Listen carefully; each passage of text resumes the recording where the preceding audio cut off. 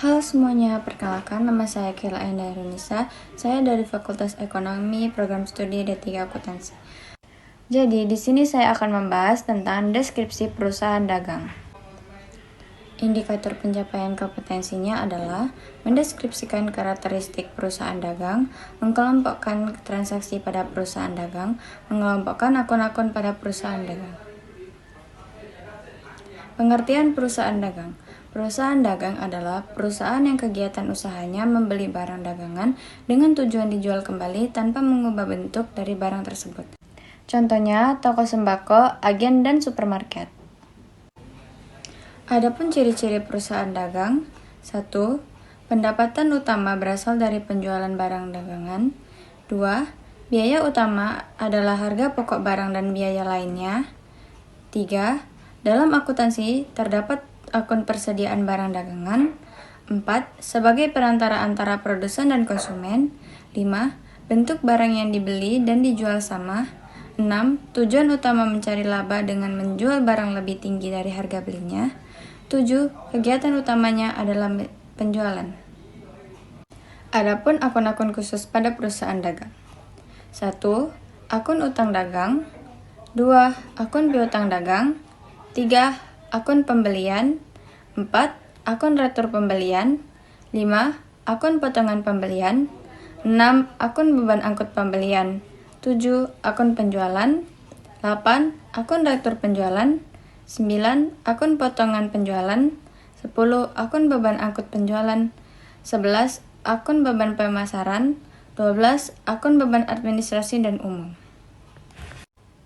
Adapun syarat penyerahan barang. 1. Franko gudang pembeli. Barang yang diperjualbelikan akan menjadi hak milik pembeli pada saat barang tersebut sampai di gudang pembeli, sehingga segala bentuk resiko yang timbul selama dalam perjalanan menjadi tanggung jawab penjual termasuk ongkos angkut barang. 2. Franko gudang penjualan. Barang yang diperjualbelikan akan menjadi hak milik pembeli pada saat barang sudah keluar dari gudang penjualan, sehingga segala bentuk risiko yang timbul selama dalam perjalanan menjadi tanggung jawab pembeli termasuk ongkos angkut barang. 3. Free on board shipping point. Berlaku untuk pengiriman barang yang menggunakan kapal laut. Barang yang diperjualbelikan menjadi hak milik pembeli pada saat barang sudah sampai di atas kapal di pelabuhan penjualan, sehingga segala bentuk risiko yang timbul dalam perjalanan sampai di gudang pembeli menjadi tanggung jawab pembeli. 4. Free on board destination point. Berlaku untuk pengiriman barang yang menggunakan kapal laut. Barang yang diperjualbelikan menjadi hak milik pembeli pada saat barang sudah sampai di atas kapal di pelabuhan pembeli, sehingga segala bentuk risiko yang timbul dalam perjalanan dari gudang penjual sampai pelabuhan pembeli menjadi tanggung jawaban penjual. Adapun tanggung jawab barang dari pelabuhan pembeli sampai gudang pembeli merupakan tanggung jawab pembeli. 5. Asuransi biaya dan pengiriman. Dalam perjanjian jual-beli, disepakati bahwa penjual menanggung jawab semua biaya angkut serta premi asuransi selama barang dalam perjalanan. Kadang-kadang syarat ini dilengkapi dengan biaya komisi oleh penjual sehingga ditulis CIFIC. Selanjutnya, ada potongan harga. Potongan harga tersebut ada 3 macam. 1. Diskon atau potongan harga. Potongan harga yang diperoleh karena harga yang dibeli dibayar seketika pada penyerahan barang. 2. Potongan tunai atau kontan. Potongan harga yang diperoleh karena melunasi harga barang sebelum jatuh tempo. 3. Rabat. Potongan harga yang diperoleh karena pembeli melakukan pembelian barang melebihi jumlah tertentu. Adapun syarat pembayaran, ada beberapa syarat. Yang pertama, 2/10 N/30.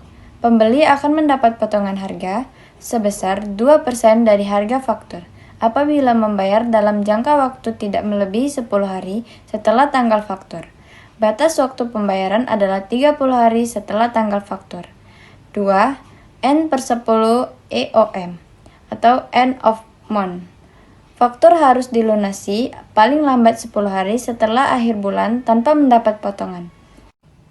3. 2/10 N/30 ROG Receipt of Good Artinya, pembeli akan mendapat potongan sebesar 2% yang dihitung dari harga faktur. Hal ini berlaku apabila membayar tidak melebihi 10 hari dari tanggal diterimanya barang dan batas waktu pembayarannya dihitung 30 hari dari tanggal penerimaan barang. Selanjutnya, bukti-bukti transaksi dalam perusahaan dagang. Yang pertama, bukti kas masuk atau BKM.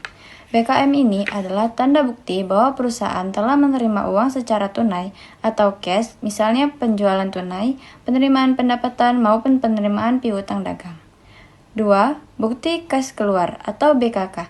BKK ini adalah tanda bukti bahwa perusahaan telah mengeluarkan uang secara tunai, seperti pembelian tunai, membayar gaji, pembayaran utang, ataupun pengeluaran lainnya. 3. Memo. Memo ini adalah bukti pencatatan antar bagian atau antara manajer dan bagian-bagian yang ada di lingkungan perusahaan. Misalnya, terjadi ketika penyusutan harta tetap atau penggunaan perlengkapan, atau bisa juga terjadi ketika pengambilan prive, tanda buktinya menggunakan memo. 4. Faktur. Faktur adalah tanda bukti bahwa telah terjadi transaksi pembelian atau penjualan secara kredit. Nah, faktur ini dibuat oleh penjual dan diberikan kepada pihak pembeli. 5. Kuitansi. Kuitansi adalah bukti penerimaan sejumlah uang yang ditandatangani oleh penerima uang dan diserahkan kepada yang membayar sesuai dengan sejumlah uang tersebut. 6. Nota kontan.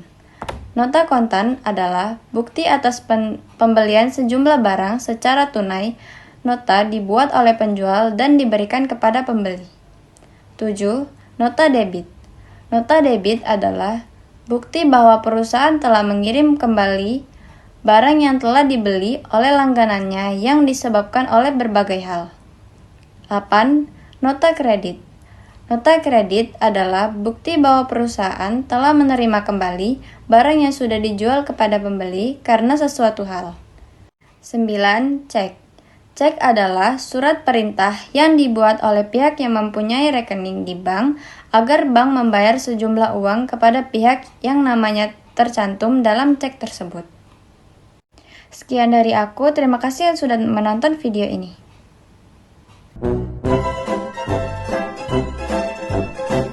Thanks for watching. Please subscribe.